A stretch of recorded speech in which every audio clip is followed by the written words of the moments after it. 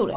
ગત તારીખ 28/11/2024ના કલાક 1 થી 2 વાગ્યાના સુમારે સુમન મંગલ આવાસ ભરી માતા ચોક બજાર પોલીસ સ્ટેશન વિસ્તારમાં બાપ દીકરી વચ્ચે ઘરકામ બાબતે બોલાચાલી થતા જેના બાપે પોતાની દીકરીને કુકર વડે માથા અને મુખ ઉપર ગંભીર ઈજા કરતા સ્મીર હોસ્પિટલમાં પોતાની માતા ગીતાબેન મુકેશભાઈ પરમાર કે જેઓ સ્મીર હોસ્પિટલમાં આશરે 2 થી 3 વાગ્યાના સુમારે હોસ્પિટલમાં એડમિટ કરેલ।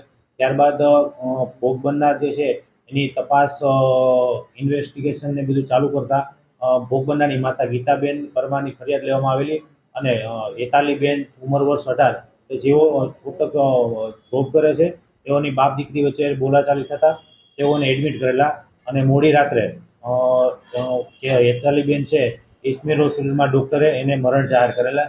ત્યારબાદ મરણ હત્યાનો કલમનો ઉમેરો કરવામાં આવેલ અને હાલ આરોપીને અરેસ્ટ કરેલ છે। તપાસ ચાલુ છે। સર, આરોપી શું કરે છે અને કેટલા દિવસથી પુત્રી સાથે એનું અનુબંધ છે? આરોપી જે છે એ ભાડાની રિક્ષા કરી અને રિક્ષા ડ્રાઇવિંગનું કામ કરે છે। પોતાના સંતાનમાં 2 દીકરા અને 2 દીકરીઓ છે।